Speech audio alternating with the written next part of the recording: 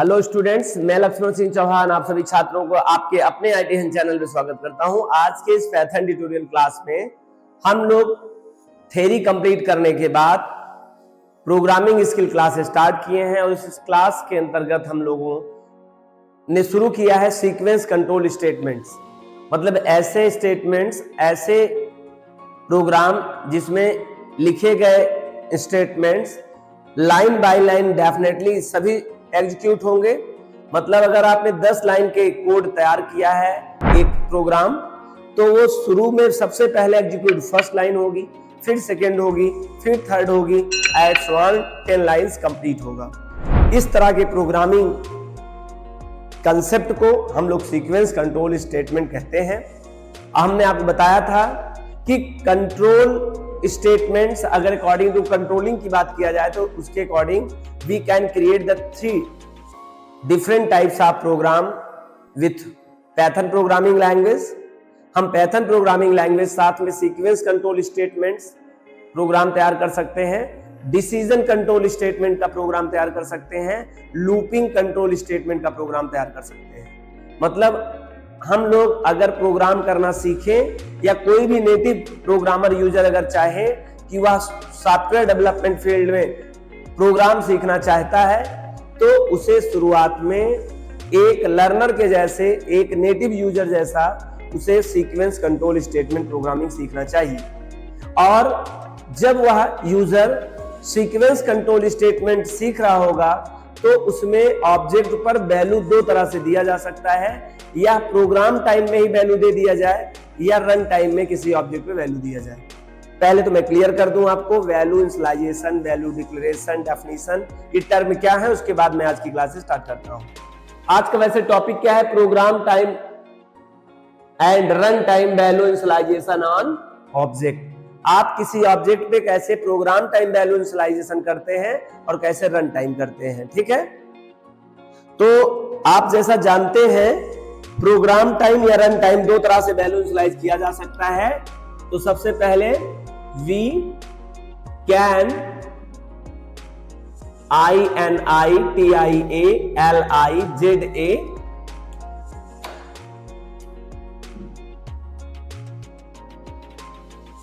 TION, we can initialization of value in object using 2 different ways। यहां पे एक बात और आती है, वैल्यू देने से पहले वेरिएबल का डिक्लेरेशन एक चीज होता है, फिर वैल्यू का इनिशियलाइजेशन होता है। ट्रेडिशनल प्रोग्रामिंग लैंग्वेज में हुआ क्या करता था, पहले सबसे पहले वैल्यू का डिक्लेरेशन पार्ट होता था। डिक्लेरेशन पार्ट अलग बात है कि डिक्लेरेशन पार्ट के दरमियान during the declaration of object or variable we can assign the value at the same time. आप वहां इनिशियलाइजेशन और डिक्लेरेशन दोनों साथ किया करते थे। लेकिन मैं एक बार ले चलूंगा आपको प्रीवियस प्रोग्रामिंग लैंग्वेज के कंसेप्ट पे, जिससे आपको क्लियर हो पाए बात। तो डिक्लेरेशन ऑफ ऑब्जेक्ट, जिसे आज कहते हैं, कल इसे हम लोग वेरिएबल कहा करते थे। तो डिक्लेरेशन ऑफ वेरिएबल या डिक्लेरेशन ऑफ ऑब्जेक्ट के जो रूल्स थे, जिसे सिंटैक्स कहते हैं प्रीवियस प्रोग्रामिंग लैंग्वेज में, मैं पाइथन की बात अभी नहीं कर रहा हूं, मैं आपको इतिहास बताना चाहता हूं। आइए हिस्ट्री में ले चला जाए कैसे हमारी प्रोग्रामिंग लैंग्वेज शुरुआत में काम करती है। अब मैं ज्यादा बात नहीं करता हूं, मैं C++ की बात करूं, फिर भी ये बातें हुआ करती थी। तो डिक्लेरेशन ऑफ वेरिएबल की बात करें तो आपको डाटा टाइप बताना पड़ता था, आपको वेरिएबल का नाम चूज करना पड़ता था और सेमीकोलन लगा देना पड़ता था। आप यह सिंटैक्स अकॉर्डिंग अगर बात करें तो डाटा टाइप में कुछ डाटा टाइप आप जानिए, इंट होता है, फ्लोट, कैर, आप 3 ही समझिए। वेरिएबल का नाम A semicolon, B semicolon, C semicolon. ये ट्रेडिशनल प्रोग्रामिंग लैंग्वेज C++, जावा या फिर आप जावास्क्रिप्ट भी अगर आप पढ़ेंगे मोस्टली तो कुल मिला के प्रीवियस प्रोग्रामिंग लैंग्वेज में पाइथन की बात नहीं कर रहा हूं, बस पाइथन से थोड़ा सा बगल से। तो आपको डाटा टाइप, वेरिएबल का नेम, डाटा टाइप, वेरिएबल का नेम, डाटा टाइप, वेरिएबल का नेम और एंडेड विद सेमीकोलन से करना पड़ता था। लेकिन पाइथन प्रोग्रामिंग लैंग्वेज में क्या क्या आपको बेनिफिट मिला और क्या आपको रियायतें मिली? यहां पे डाटा टाइप देने की जरूरत है ही नहीं आपको, मतलब no need of data type. वैसे जिसे डाटा टाइप कहा करते हैं उसी को आज हम क्लास कहा करते हैं, क्लास टाइप। तो no need of class type of Python programming language when we are declared a object. जिसे वेरिएबल कहा करते थे उसी को हम लोग अब क्या बोलते हैं? ऑब्जेक्ट बोलते हैं। तो यहां पे डाटा टाइप आपको देने की जरूरत नहीं है, आपको क्या देना है? वेरिएबल का नेम। और यहां वेरिएबल का नेम ना लिखें, कंफ्यूज ना हो आप, इसी को हम लोग ऑब्जेक्ट नेम आज कहते हैं। क्या कहते हैं? Object name.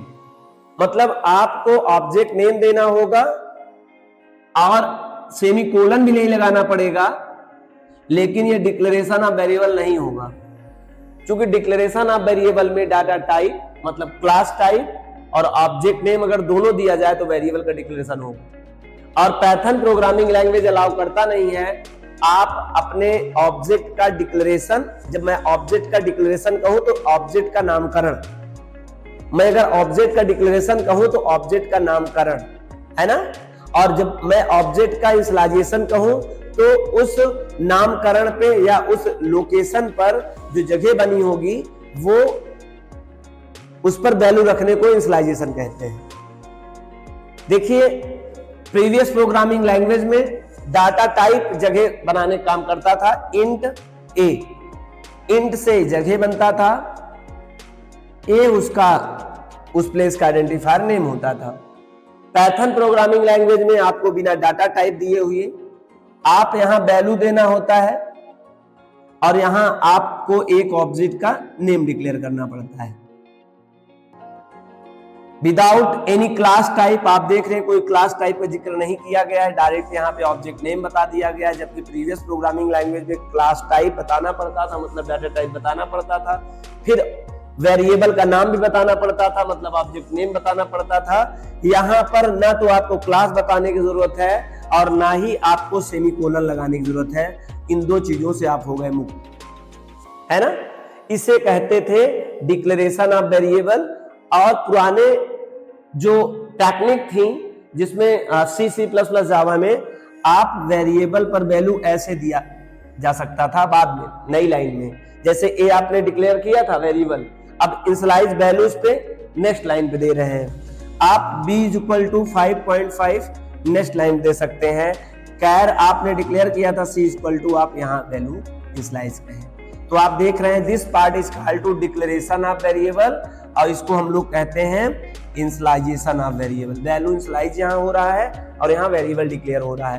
Python programming language में ना तो किसी प्रकार का डिक्लेरेशन होता है और डिक्लेरेशन अगर होता है तो इस तरीके से नहीं होता है कि पहले आपको क्लास नेम बताना होगा, फिर आपको ऑब्जेक्ट नेम बताना होगा, फिर सेमीकोलन लगाना होगा। आइए अब हम आपको बताएं किस तरह से इस समस्या का समाधान आने वाले फ्यूचर में प्रोग्रामिंग लैंग्वेज जो पाइथन आपके साथ जो आप पढ़ रहे हैं वह जब मार्केट में आई तो उन्होंने क्या फ्लेक्सिबल वे आपको प्रोवाइड किया इसी काम को करने के लिए। सबसे पहली बात यहां पे डिक्लेरेशन एंड इनिशियलाइजेशन दोनों एक साथ होने वाली चीज है, दो बार यहां नहीं कर सकते हैं। Python do not allow declaration and then initialization. आप एक बार वेरिएबल का नामकरण करो फिर नीचे लाइन में जाकर उस पर वैल्यू रखो, ऐसा नियम नहीं है, ठीक है।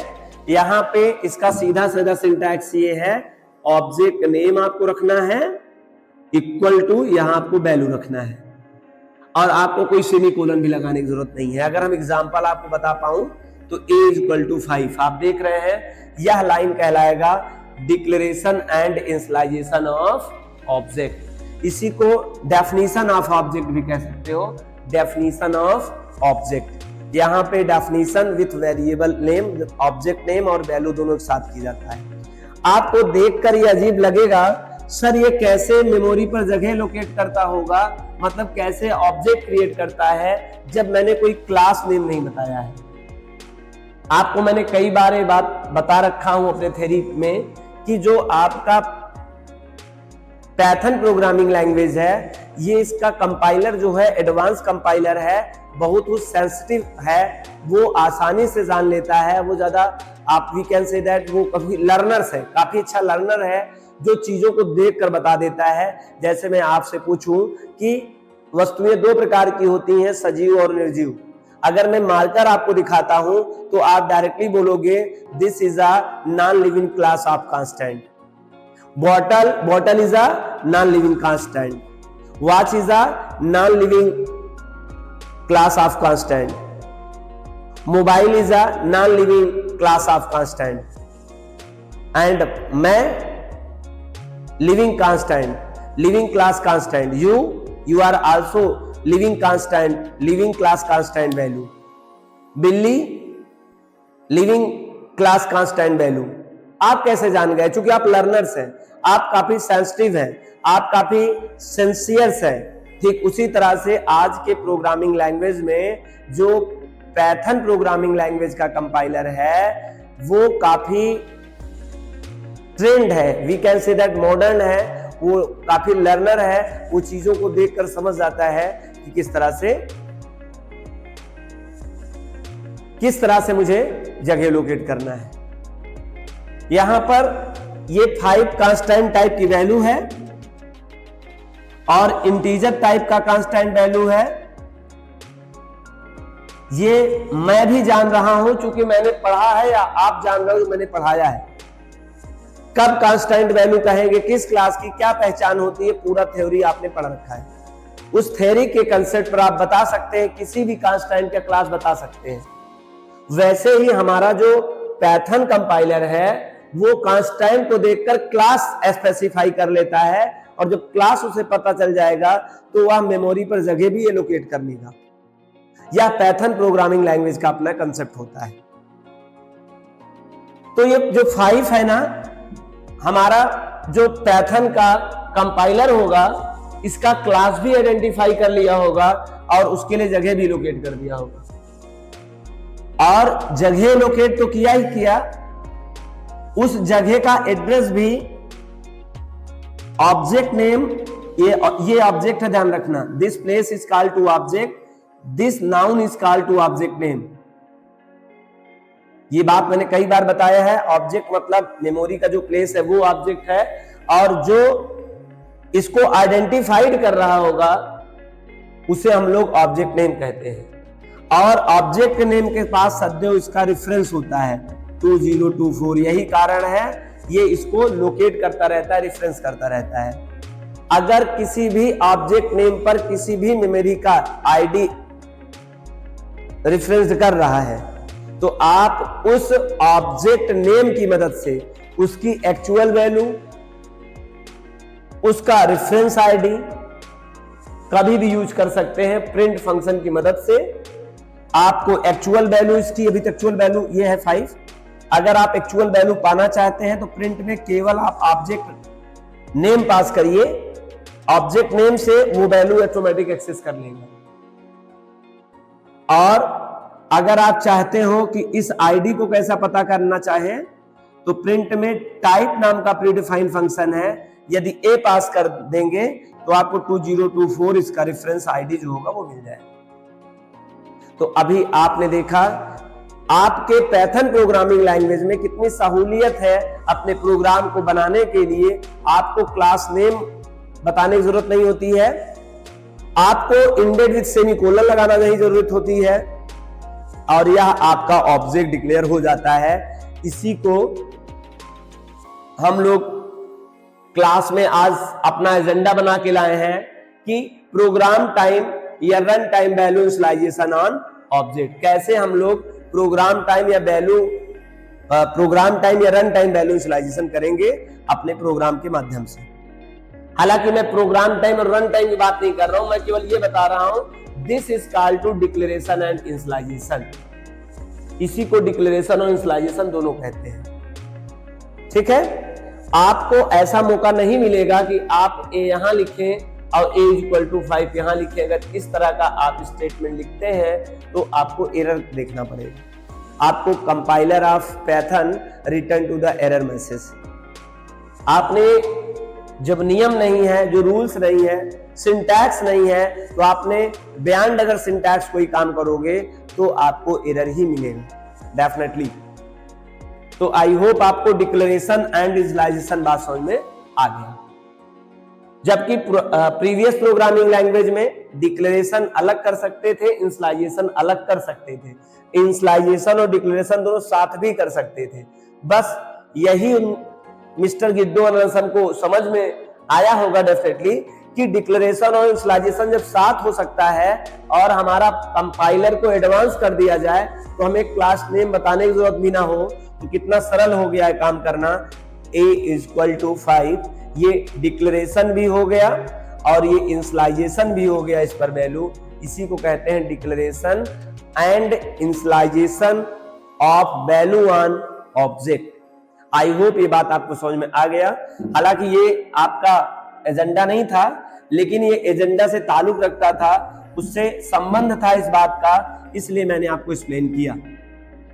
आइए अब उस बात की जिक्र करते हैं जो आज के सिलेबस में है।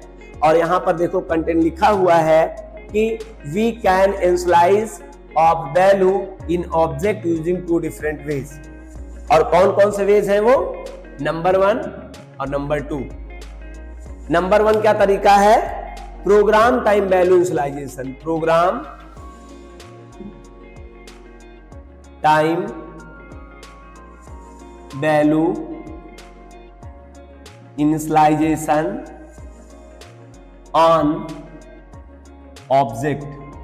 एक तो ये तरीका है कि अपने वैल्यू को आप प्रोग्राम टाइम इनिशियलाइज कर सकते हैं, और दूसरा तरीका है रन टाइम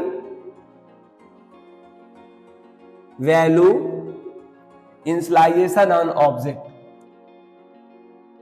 और हम लोग यही सीखने भी आए हैं कि प्रोग्राम टाइम और रन टाइम कैसे वैल्यू को अपने ऑब्जेक्ट पर रखते हैं। सबसे पहले हम लोग जिक्र करेंगे प्रोग्राम टाइम वैल्यू इनिशियलाइजेशन का, फिर रन टाइम की वैल्यू की बात करेंगे। प्रोग्राम टाइम वैल्यू इनिशियलाइजेशन करना है तो we can initialize the value on object using program time in 2 different ways. आप 2 तरीके से इसको दे सकते हैं। नंबर 1,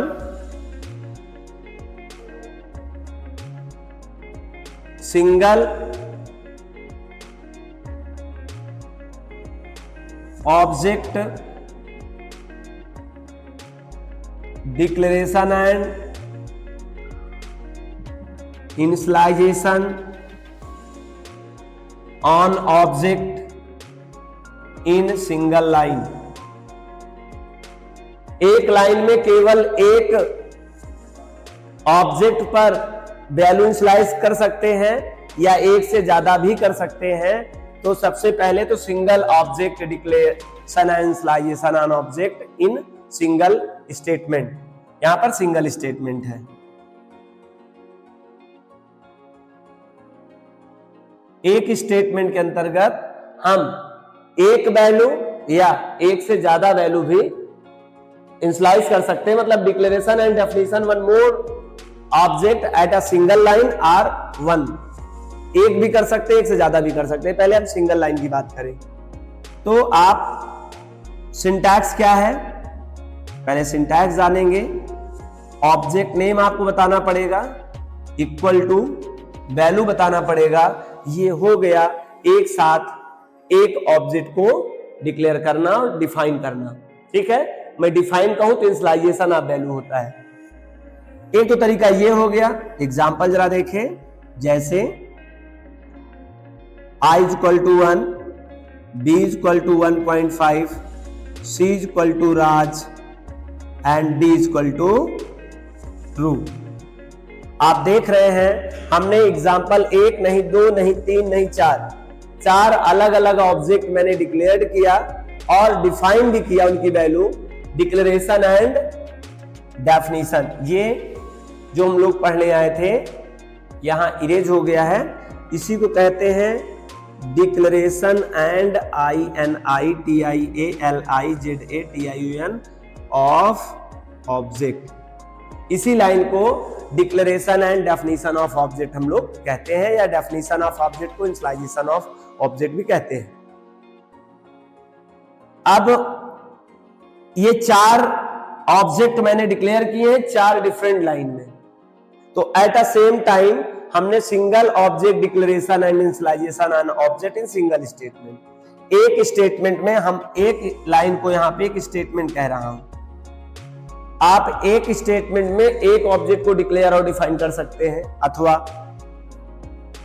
दूसरा तरीका क्या है, अगर मैं इसी का दूसरा देखूं कि one more then object declare and define in a single line statement को कैसे करेंगे, तो आपको object name equal to value object 1 is equal to value 1 semicolon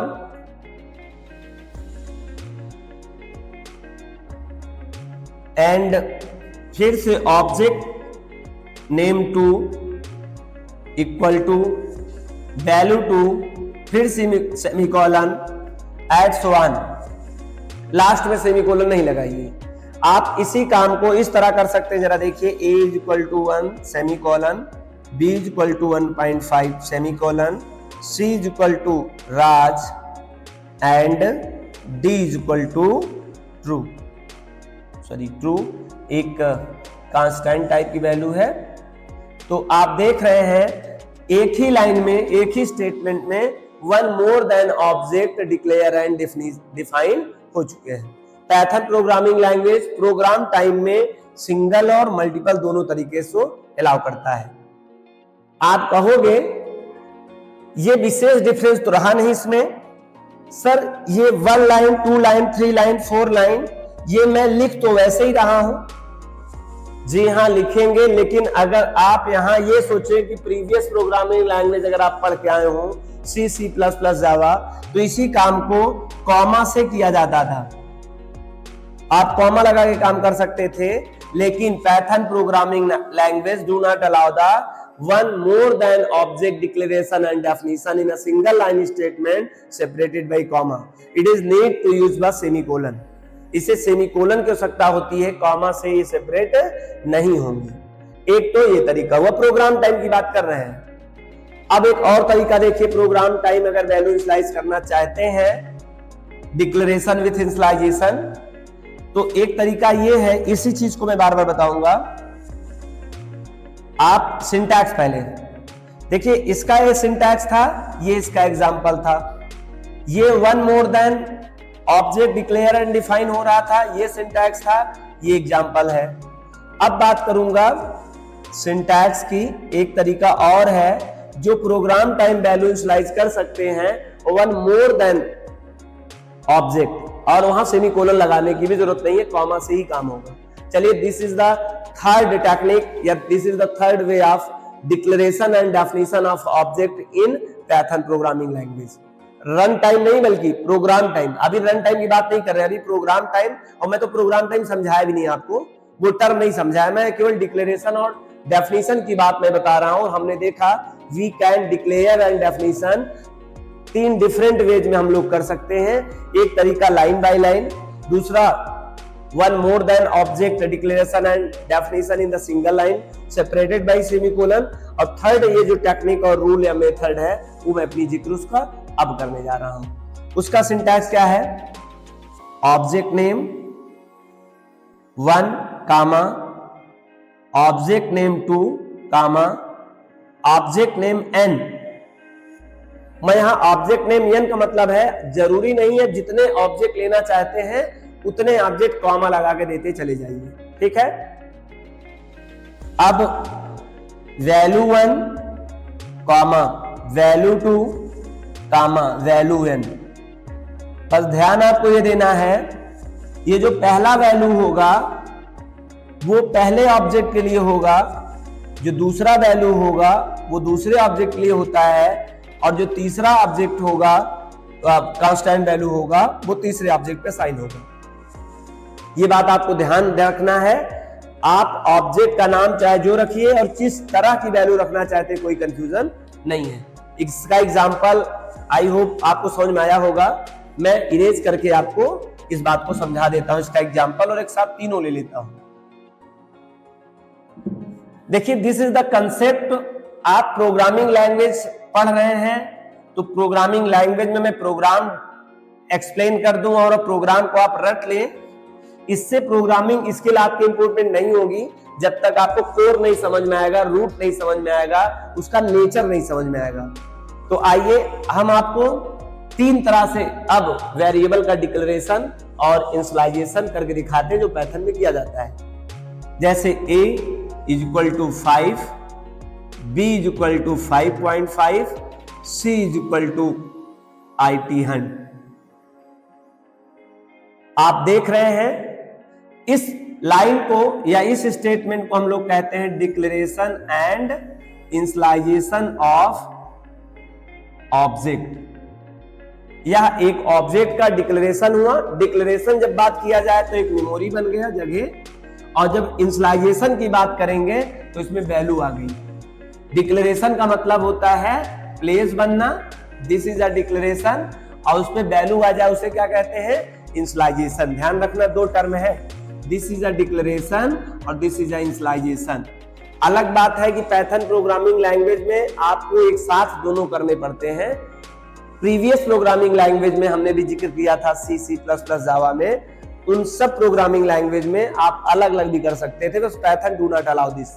Python इस चीज को अलाउ नहीं करता है। वो कहता है एक समय में, देखिए यहां देखिए, यहीं पे declaration and initialisation of object, this is also declaration and initialisation of object, this is also declaration and initialisation of object. आप देख रहे हैं यहां पर डिक्लेरेशन और इनिशियलाइजेशन हुआ है। यहां इनिशियलाइज किस टाइप की कांस्टेंट वैल्यू हुई है, ये इंट टाइप क्लास की है। Int class constant type value. ये क्या है, float class constant type value. ये क्या है, string type constant type value. यहां पर तीन डिफरेंट क्लास टाइप की कांस्टेंट वैल्यू है, और यहां पर तीन डिफरेंट ऑब्जेक्ट नेम है जिसपे तीन डिफरेंट वैल्यू रखा हुआ है। आई होप ये बात आपको समझ में आया होगा। और या भी एक तरीका है जब हम लोग वेरिएबल को अपने डिक्लेयर्ड करते हैं विथ डिफाइन। डिफाइन मतलब इनिशियलाइजेशन।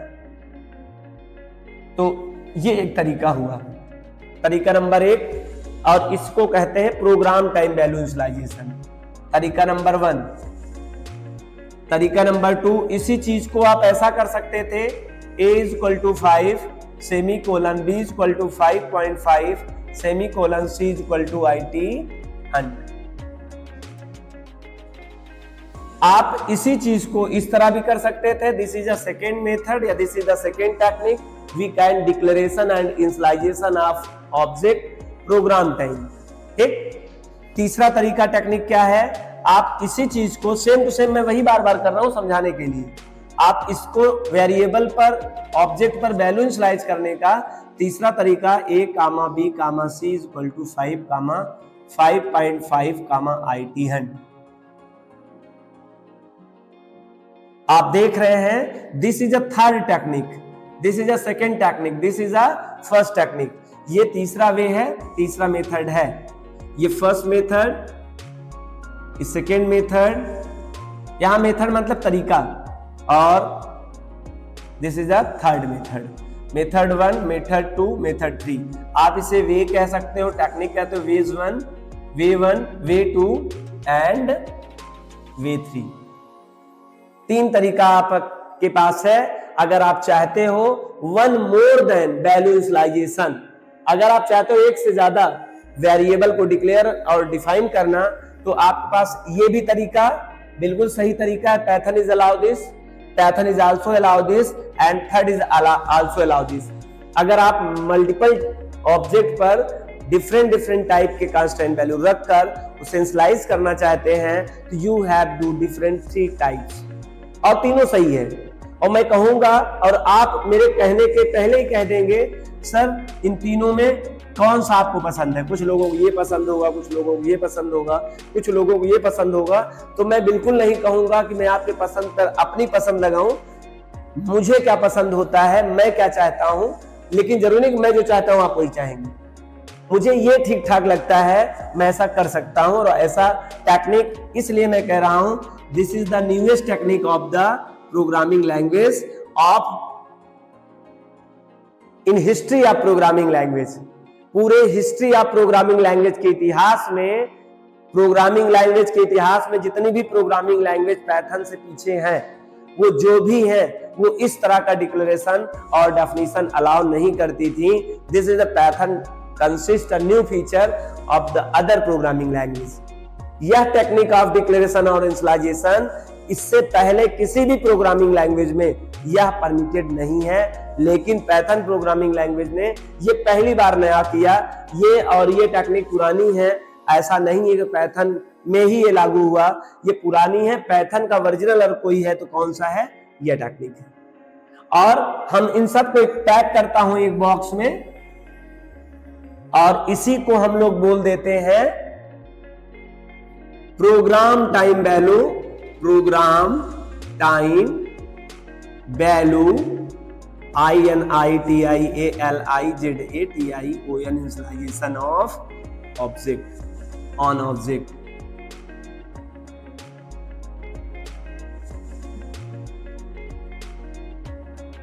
और ये हम लोग प्रोग्राम टाइम यही तो पढ़ने आए हैं।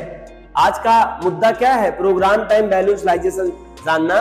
तो आप देख रहे हैं 3 टेक्निक है जिससे प्रोग्राम टाइम वैल्यू इनिशियलाइज किया जा सकता है। ये तो बात रही कैसे हम इनिशियलाइज करते हैं। अब हम जिक्र करेंगे या मैं करना चाहता हूं कि फायदा क्या है और इससे नुकसान क्या है। आप अगर इस तरह से वैल्यू को इनिशियलाइज करते हैं किसी ऑब्जेक्ट पे तो आपका क्या बेनिफिट है, और अगर आप नहीं करते हैं तो उसकी लॉस क्या है। तो पहली बात आप समझिए, एक लर्नर के लिए, जैसे आप इस समय है नेटिव यूजर ऑफ प्रोग्रामर के लिए, शुरुआत के दिनों में this is the best technique. और हमने देखा है आपको जो 1-2 प्रोग्राम बताए हैं उसमें यही टेक्निक बताया है। लेकिन this is not good and perfect technique. ये शुरुआती के समय में आपको समझने के लिए तो अच्छा है, लेकिन ये प्रोग्राम के अकॉर्डिंग देखा जाए तो ये बेहतर नहीं है। आप पूछोगे व्हाई। अगर आप कैलकुलेटर यूज कर रहे हो और कैलकुलेटर आपसे नंबर ना इनपुट करा के अपने से ही नंबर दे दे, तो आप क्यों कैलकुलेटर यूज करोगे, नहीं करोगे। या आप कहो सर आप ही पहले से ही अगर किसी 5 और 2 दे दिए हो तो आप अगर इक्वल प्रेस करोगे तो क्या आएगा, साथ ही आएगा। आप रन टाइम में, मतलब जब आप एग्जीक्यूशन टाइम में अपना राय बदल नहीं सकते हैं क्योंकि आप शुरुआत में दे दिए हैं। इसी को कहते हैं प्रोग्राम टाइम वैल्यू इनिशियलाइजेशन। आप समझिए प्रोग्राम टाइम वैल्यू इनिशियलाइजेशन क्या है। Whenever we assign a value on object, then we have not give to chance of run time value program। जब प्रोग्राम रन करेंगे तो आपको मौका नहीं मिलेगा कि आप उस पर वैल्यू असाइन करें। और इस बात को समझने के लिए प्रोग्राम बनाते हैं, तभी ये बात शायद ज्यादा समझ में आएगा। तो आइए इस चीज को समझने के लिए एक प्रोग्राम कंप्लीट करते हैं। प्रोग्राम टाइम वैल्यू इनिशियलाइजेशन का सीधा मतलब यह है, जब आप साधारण तरीके से कांस्टेंट वैल्यू किसी ऑब्जेक्ट पे असाइन कर देते हैं, और किसकी मदद से, असाइनमेंट ऑपरेटर की मदद से। तो आई होप ये बात तरीका समझ में आया। अब मैं आपको समझा रहा हूं मैं क्या कहना चाहता हूं। प्रोग्राम टाइम, रन टाइम, इसके बारे में एक्सप्लेन कर दूं मैं। देखिए ये पहला क्लास है जिसमें आपको ये बात समझाई जा रही है, क्योंकि आगे वाले लेक्चर में ये बातें नहीं होंगी, पहली बार ये बात है। तो इस बात को बहुत बढ़िया से समझ लिया जाए तो इसका जो कंसेप्ट है अगर हमारे दिमाग में आ जाएगा तो हम जब जरूरत होगा तो प्रोग्राम टाइम यूज करेंगे, जब जरूरत होगा रन टाइम होगा। कुछ चीजें कांस्टेंट होती हैं, कभी नहीं बदलती हैं, तो हम उसको प्रोग्राम टाइम इनिशियलाइज कर लें, क्या जरूरत है। लेकिन कुछ चीजें तत्कालिक में हो जाती हैं, डायनेमिक नेचर की होती हैं, जब जिम्मेदारी बदल जाती हैं, तो इसलिए हम लोग उसको क्या करेंगे, रन टाइम करेंगे। तो दो तरह का टेक्निक होता है। पहले थोड़ा प्रोग्राम टाइम देखें। प्रोग्राम टाइम में एक प्रोग्राम बनाते हैं, एक प्रॉब्लम देता हूं मैं आपको, और एक प्रॉब्लम रियल में प्रॉब्लम देता हूं। Write a program take two value, और वैल्यू में इंटीजर ले लेता हूं जिससे आपको समझाने में मुझे अच्छा लगे। पहला कुछ ले सकते हैं। Write a program take two integer constant value on two object. हालांकि ये बात तो बड़ी कॉमन है, लेकिन आप फंडामेंटल यूजर है इसलिए मैं बहुत स्पष्ट लिख रहा हूं कि write a program take two integer constant value on two object. दो ऑब्जेक्ट पर आपको दो कांस्टेंट वैल्यू रखना है। आपको सबको पता होगा अगर कांस्टेंट वैल्यू है तो वो कहीं ना कहीं ऑब्जेक्ट पे स्टोर होता है, विदाउट प्लेस वो वैल्यू रह ही नहीं सकता है। तो write a program take two integer constant value, दो आपको वैल्यू लेना है कांस्टेंट इंटीजर की on two object, but the value inter change to each other on object. लेकिन आपको प्रोग्राम बनाना है, क्या कह रहा है, दो ऑब्जेक्ट लेने हैं और उस ऑब्जेक्ट पर कुछ वैल्यू रखवाना है। सपोज दैट ये x है और ये क्या है, y है। लेकिन जब मैं प्रिंट करूं x को तो हमें ये वैल्यू 10 दिखाई दे और इसकी वैल्यू y की हमें 5 दिखाई दे। आप देख पा रहे हैं वैल्यू चेंज हो गई है और इसी को इंटरचेंज कह रहा हूं। क्या कह रहा हूं, अदला बदली। इंटरचेंज का मतलब क्या होता है, अदला बदली, और इसी को हम लोग स्वैप बोलते हैं, स्वैपिंग या स्वैप। और ये बड़ा पॉपुलर प्रोग्राम है स्वैप्ड प्रोग्राम। आपसे अक्सर इंटरव्यू के क्वेश्चन में या कहीं भी ऐसे बातचीत में जब आपको पता चलेगा कि आपको आइडिया है, आप प्रोग्रामिंग लैंग्वेज जानते हैं, तो आपसे चर्चा का विषय हो सकता है क्या स्वैपिंग ऑफ वैल्यूज का प्रोग्राम बना के दिखा सकते हैं। तो आइए इस प्रोग्राम को मैं समझ भी लूं और उसी के साथ साथ मैं ये भी अपना टॉपिक क्लियर कर दूं, प्रोग्राम टाइम वैल्यू इनिशियलाइजेशन कैसे कहते हैं। आई होप पहली बात समझ में आ गया। फिर से एक बार पढ़ दूं। Write a program take two integer constant value on two object, दो ऑब्जेक्ट पर दो अलग अलग कांस्टेंट वैल्यू रखना है, but the value interchange to each other, लेकिन आपस में वैल्यू अदला बदली करा दीजिए ऑन ऑब्जेक्ट, उनके ऑब्जेक्ट पर।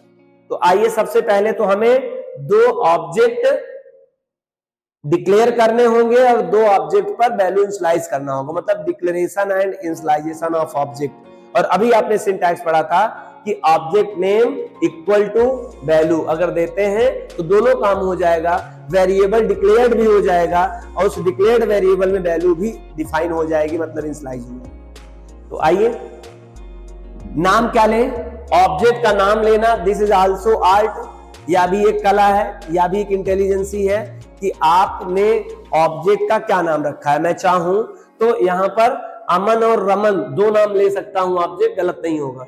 मैं यहां पर पेन और यहां पे कॉपी भी ले सकता हूं, ये भी गलत नहीं होगा। मैं राजा और रानी दो ऑब्जेक्ट ले लूंगा, नाम वो भी सही होगा, क्योंकि नामकरण करने के लिए मुझे समझने की जरूरत नहीं होता, कोई भी नामकरण करें।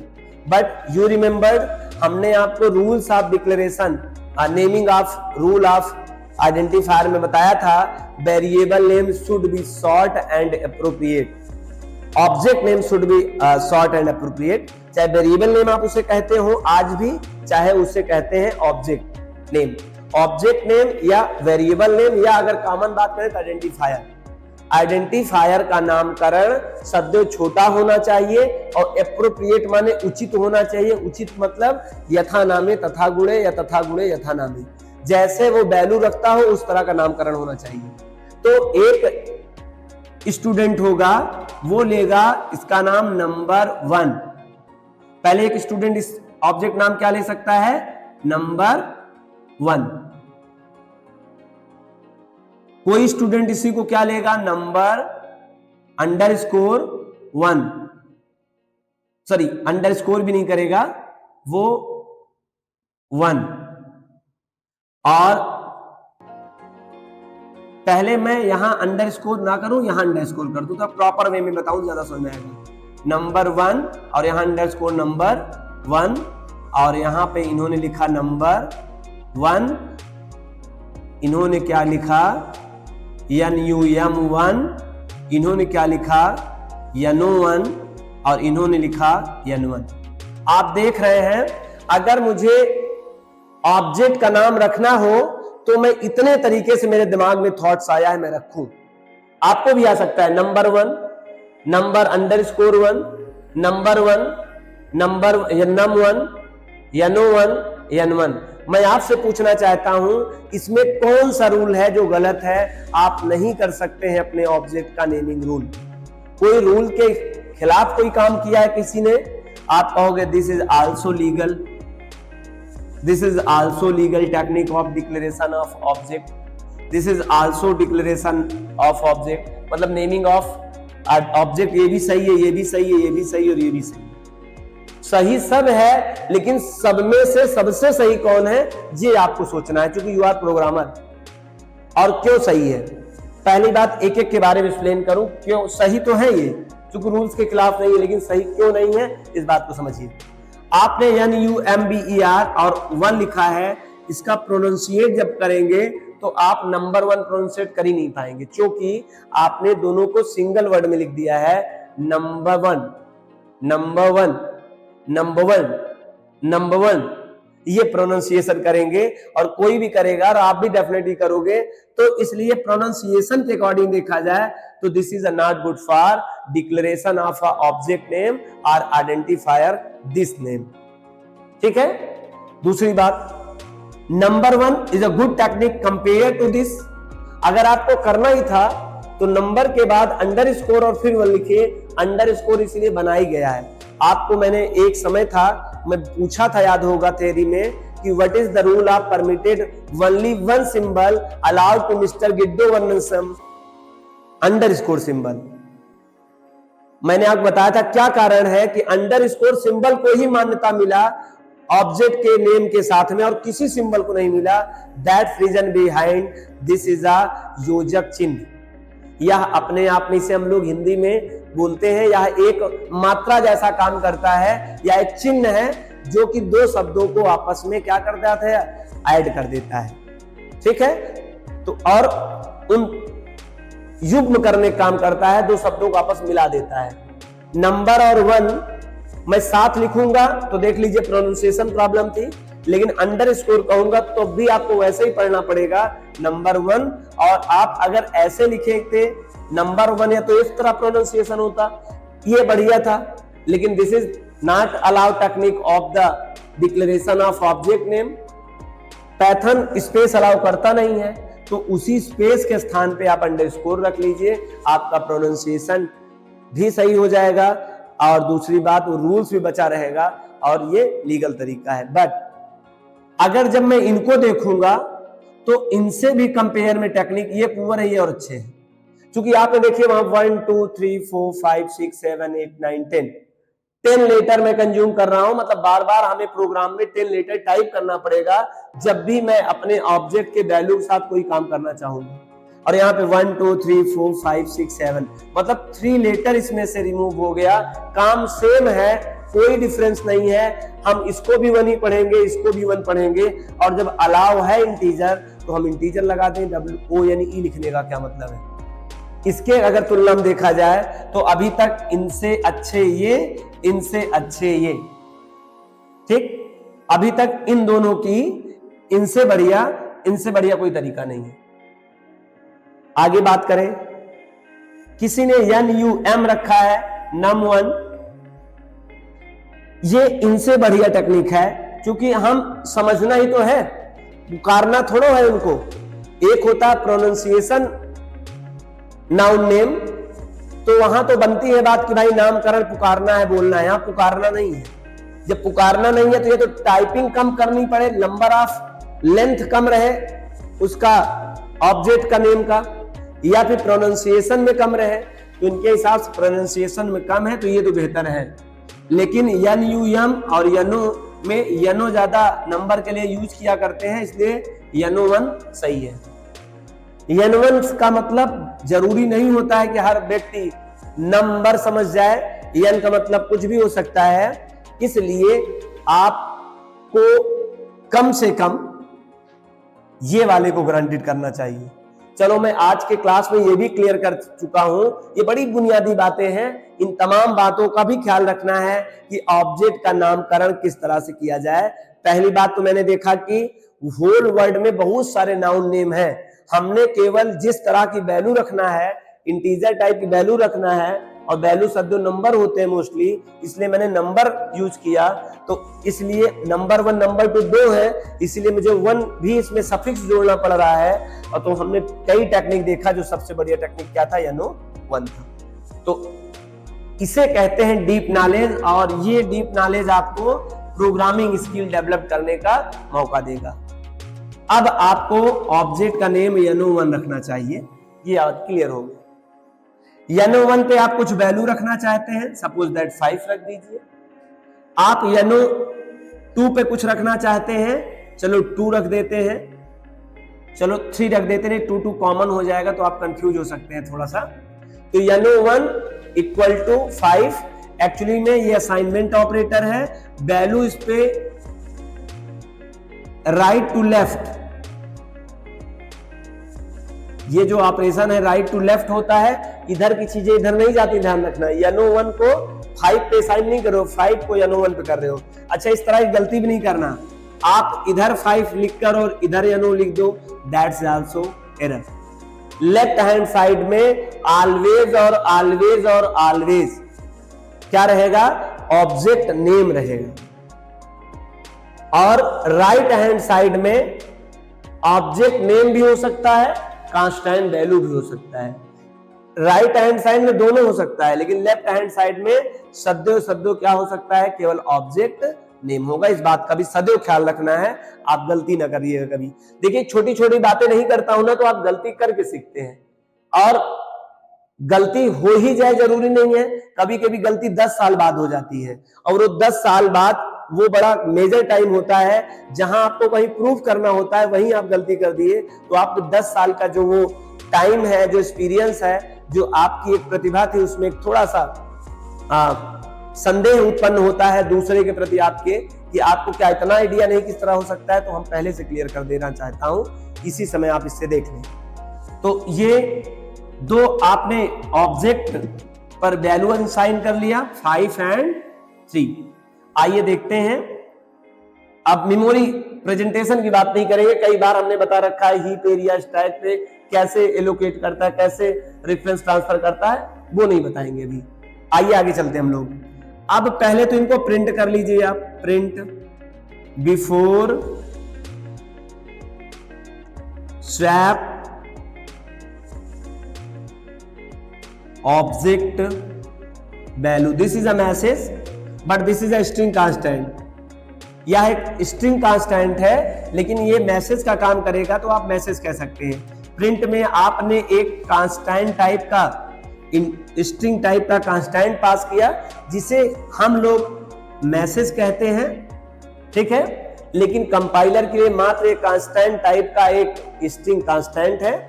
हमारे लिए मैसेज इसलिए है कि हमको दिखेगा और हम उसे पढ़ेंगे, और वो एक कंप्लीट बात है जिससे हमें कुछ समझ में आएगा, इसलिए मैसेज कह रहे हैं, संदेश है।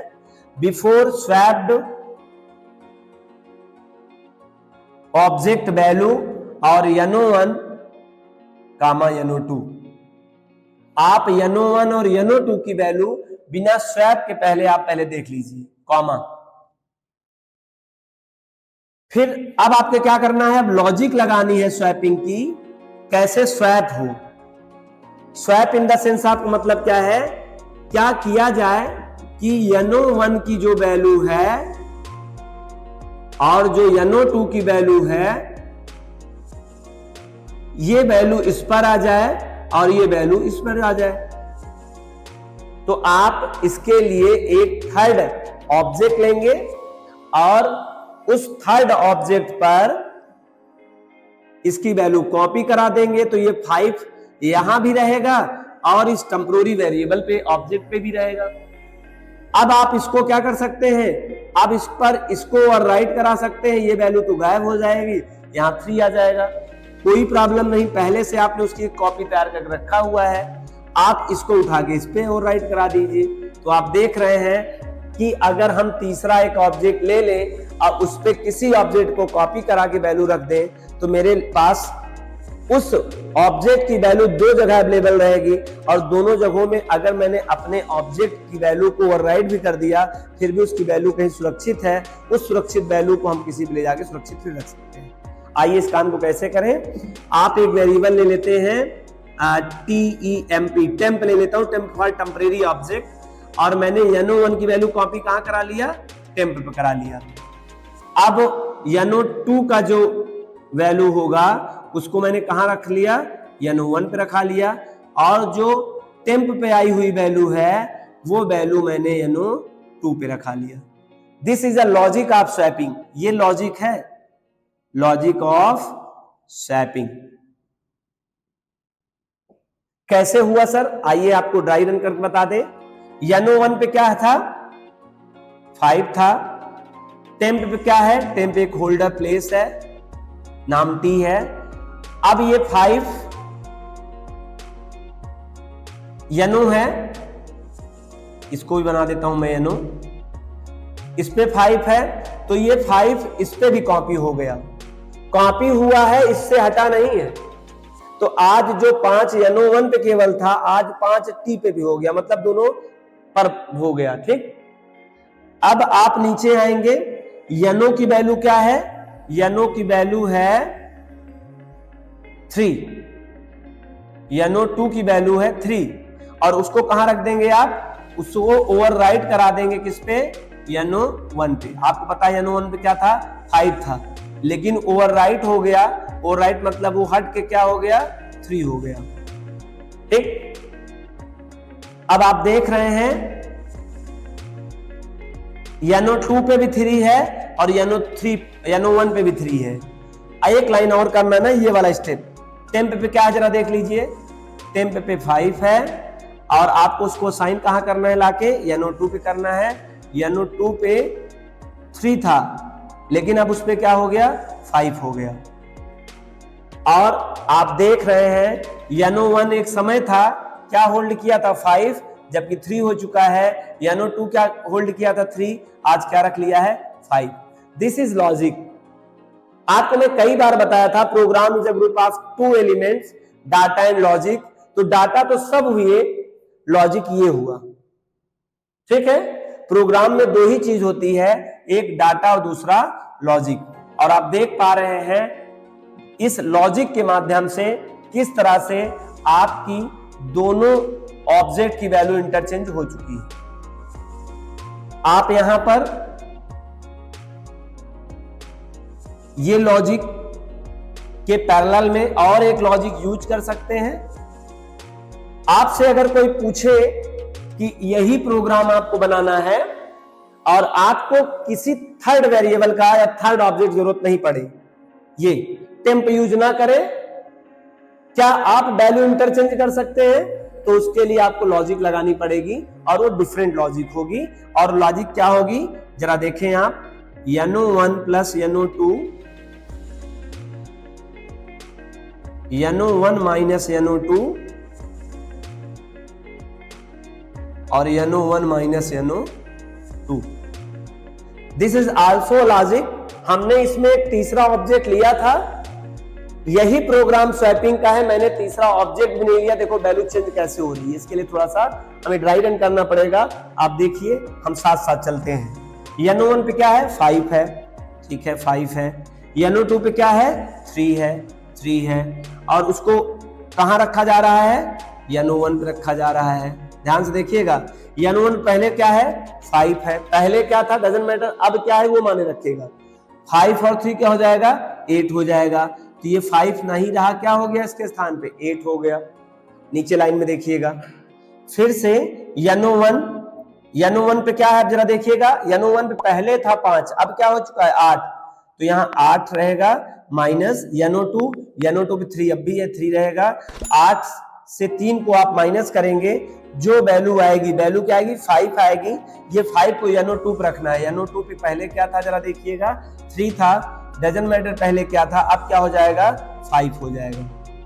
ठीक, यहाँ पर 2 लाइन का काम हो गया। तीसरा लास्ट लाइन क्या जरा देखिएगा, NO1 पे क्या है, 8 है, NO2 पे क्या है, 5 है। 8 से 5 माइनस करो क्या आ जाएगा, 3 आ जाएगा, और NO1 पे क्या हो जाएगा, 3 हो जाएगा। आप देख रहे हैं एक समय था NO2 पे क्या था, NO2 पे 3 था, यहाँ क्या हो गया 5। एक समय था NO1 पे क्या था, NO1 पे 5 था, क्या हो गया है 3। आप this is a second law, first and second way. आप 2 तरीका है जिससे आप स्वैपिंग कर सकते हो। अगर आपसे कोई कहे without third object using we can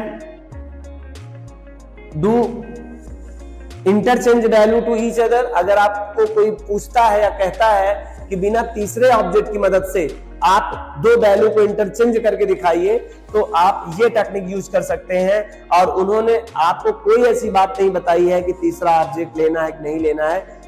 how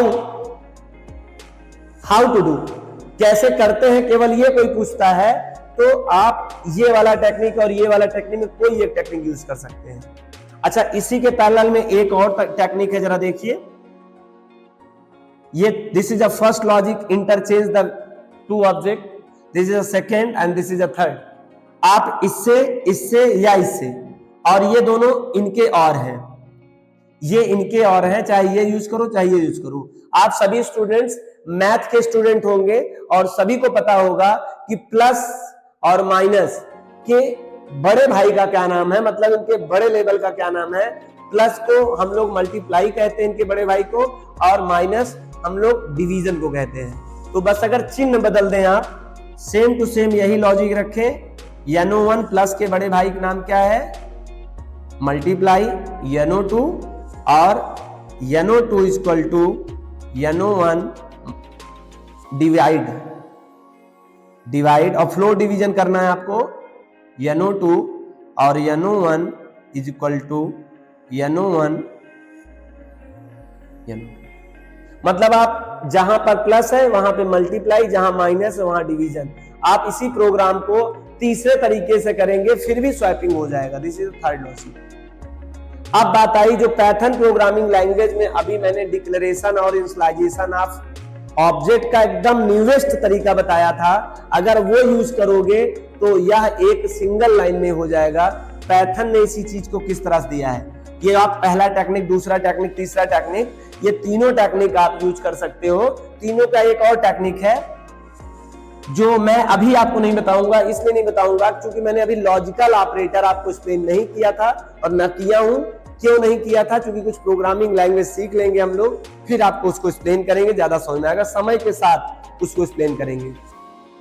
तो यही आप लॉजिकल ऑपरेटर के थ्रू, और वो logical operator bit wise XOR है, XOR ऑपरेटर के थ्रू भी इसी काम को कर सकते हैं। तो फर्स्ट, सेकेंड, थर्ड और फोर्थ, ये 4 टेक्निक कोई नई टेक्निक नहीं है। इससे पहले जितनी भी प्रोग्रामिंग लैंग्वेज आई थी उन सभी में स्वैपिंग करने के तरीके ये चारों अप्लाई किए जाते थे।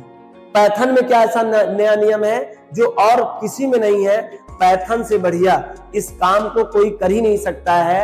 ये आपकी पॉपुलर प्रोग्रामिंग लैंग्वेज का या भी एक एविडेंस है, या इसे पॉपुलर होने का ये भी एक कारण है। आप इससे इमेजिनेशन करेंगे कि कितना बढ़िया हमें और फ्लेक्सिबल तरीका और इजी तरीका प्रोवाइड करता है पाइथन प्रोग्रामिंग लैंग्वेज। इसी मामले में नहीं, और तमाम प्रकार के मामले में हमको इसे इजी तरीके से एक्सप्लेन करने को और प्रोग्राम बनाने के लिए तरीका देता है। वो कौन सा तरीका है, इसी काम को अगर आपको करना हो तो मात्र एक लाइन में हो जाएगा, और वो तरीका बहुत सिंपल है, B, A is equal to A, B।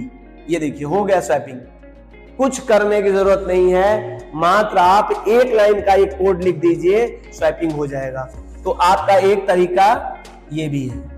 These are 5 different ways, 1 2 3 4 5 different ways we can swap the value या interchange the value each other. और अब आपको ये तरीका चाहे जो यूज करिएगा, मैं 5 लिख दिया हूं, बस एक काम करना है, आपको प्रिंट कर लेना है। प्रिंट में कह देना है आफ्टर स्वैप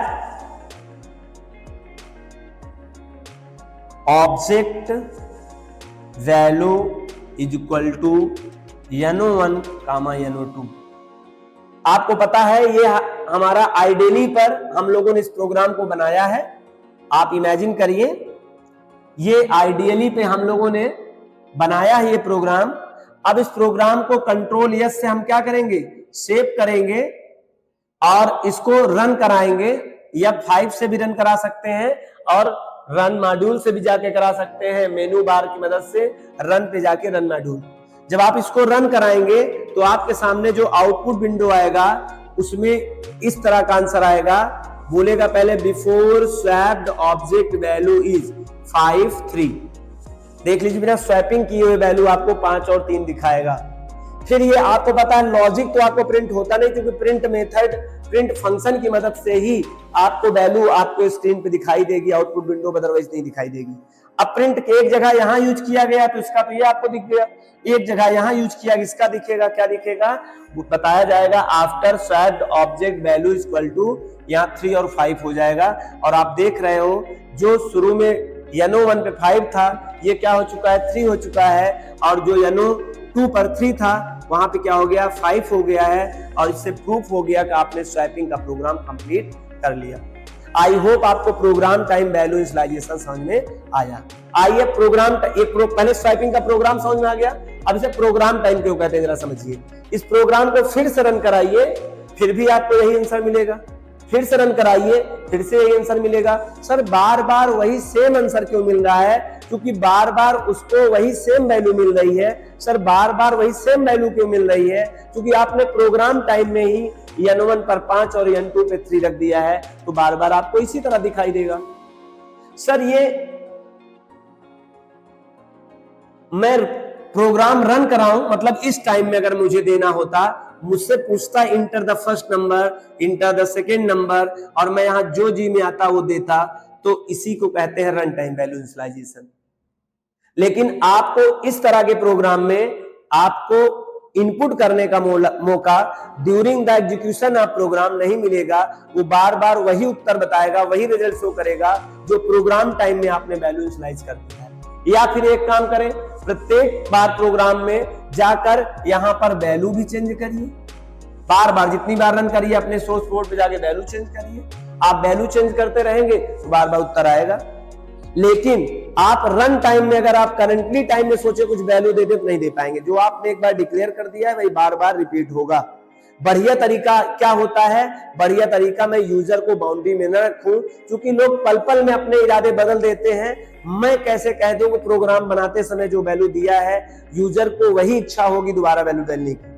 हो सकता है प्रोग्राम के रन टाइम के टाइम उसे अपनी दूसरी वैल्यू देने की जी करे तो नहीं दे पाएगा। क्यों? क्योंकि प्रोग्राम टाइम में अगर आपने ऑब्जेक्ट में वैल्यू इनिशियलाइज कर दिया तो रन टाइम में आपसे प्रॉम्प्ट ही नहीं करेगा, पूछेगा नहीं।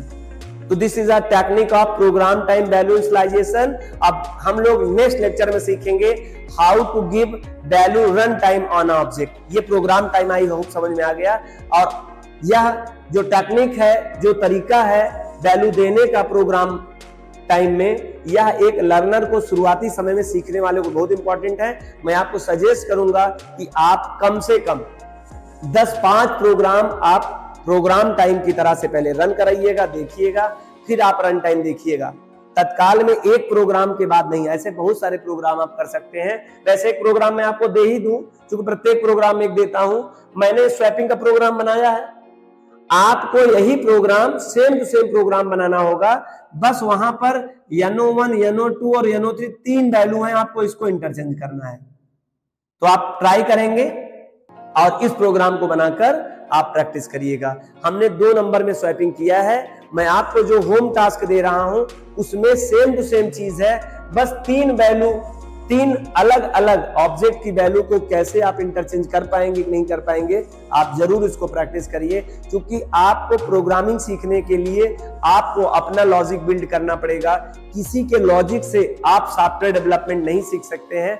ये बहुत इंपॉर्टेंट बात है, इस बात को ध्यान रखना है। आज की क्लास में हम लोगों ने डिस्कस किया प्रोग्राम टाइम टॉपिक तथा program time and run time value initialization of object. लेकिन हम लोग नेक्स्ट टाइम में हम लोग डिस्कस करेंगे रन टाइम वैल्यू इनिशियलाइजेशन। या मैं आपको ऐसा करता हूं, इसी लेक्चर में ये चीज कंप्लीट कर देता हूं, क्योंकि जो टाइटल टैग है वो तो दोनों एक साथ ही कंफ्यूज हो जाएंगे बच्चे। अब देखिए इसी चीज को अगर हमको रन टाइम को, ये रहा प्रोग्राम टाइम, अगर मुझे इसी को रन टाइम करना है तो आपको पता होगा प्रीवियस लेक्चर में हम लोगों ने डिस्कस किया था इनपुट प्रीडिफाइंड फंक्शन के बारे में। Input predefined function managing input function है जो स्टैंडर्ड इनपुट डिवाइस कीबोर्ड के माध्यम से जो वैल्यू आएगी उसको रिसीव करेगा, उसको प्लेस्ड करेगा एक ऑब्जेक्ट के ऊपर। तो आइए इसी दो लाइन को केवल चेंज करना है, ये हो जाएगा प्रोग्राम टाइम से रन टाइम वैल्यू इनिशियलाइजेशन। कैसे? आपको ये ऑब्जेक्ट नेम है, आपको ऑब्जेक्ट नेम देना पड़ेगा, ये NO2 है, आप इसको देना पड़ेगा, और यहाँ पे आपको लगाना पड़ेगा क्या, इनपुट, और इनपुट में आप प्रॉम्प्ट दीजिएगा मैसेज इंटर फर्स्ट नंबर, ये रहा फर्स्ट मैसेज। फिर आप लिखेंगे यहां पर इनपुट, और यहां पर input first second number, message भी आप एप्रोप्रिएट ऐसे दीजिए सेकंड नंबर, और यहां पे दूसरा मैसेज आपने दे दिया, और सेम टू सेम ये लाइन सेम, ये लाइन सेम, ये लाइन सेम, ये लाइन सेम, यहां तक ये 5 डिफरेंट वेज भी आप यूज कर सकते हो, कोई एक ही करना है, सब नहीं करना है, और ये लाइन सेम, मतलब कोई चेंजेस नहीं था, मात्र ये जो प्रोग्राम टाइम वैल्यू, भाई वैल्यू इनिशियलाइजेशन यही 2 लाइन तो है, आप ये प्रोग्राम टाइम वैल्यू जैसे इनिशियलाइज कर रहे थे उसी को अगर आप चाहते हो रन टाइम वैल्यू इनिशियलाइज करना तो आप उसके लिए इनपुट फंक्शन का यूज करेंगे। अंतर क्या होगा, जब आप प्रोग्राम रन करेंगे तो वहां पे आपको डायरेक्ट आंसर दे रहा था, अगर ये प्रोग्राम टाइम वैल्यू ना हो के अगर रन टाइम वैल्यू आपने इनिशियलाइजेशन की बात किया है तो आपने इनपुट फंक्शन लगाया होगा। इनपुट फंक्शन क्या करता है, आपको ये पहले प्रॉम्प्ट दिखाएगा, मैसेज आएगा इंटर फर्स्ट नंबर। अब आप आराम से कीबोर्ड के सामने बैठकर जो मर्जी हो नंबर इनपुट करिए करंट टाइम में, क्योंकि आप रन टाइम में आ गए हैं, एग्जीक्यूशन टाइम में आपको वैल्यू देना पड़ेगा। अब आपने 3 दे दिया सपोज दैट, इंटर करिए, फिर से एक मैसेज आ जाएगा, क्योंकि दूसरा इनपुट देखो है, और यहाँ रहेगा इंटर सेकंड नंबर, और ये इंटर सेकंड नंबर रहेगा, फिर आप दे दीजिए यहाँ पर 5। आप देख रहे हैं आपसे वैल्यू मांग रहा है और वैल्यू ले जाके असाइन भी करा रहा है, और उसके बाद आसानी से काम कर लेगा। अच्छा, फायदा क्या होगा, दूसरी बार फिर प्रोग्राम रन कराएंगे, फिर से यहां पर आप 15, यहां पे 20, फिर से अगली बार प्रोग्राम रन कराइए, मतलब जितनी बार आप प्रोग्राम रन कराएं उतनी बार अपने ऑब्जेक्ट पे नई नई वैल्यू दे सकते हैं। This is the best technique, और यही टेक्निक सबसे बढ़िया टेक्निक होती है। एक नेटिव यूजर को पहले, लेकिन प्रोग्राम टाइम मैं कहूंगा एक आध 4-10 प्रोग्राम कर ले, आइडिया जनरेट कर ले, फिर आप रन टाइम में आइए, तुरंत रन टाइम में ना आइए।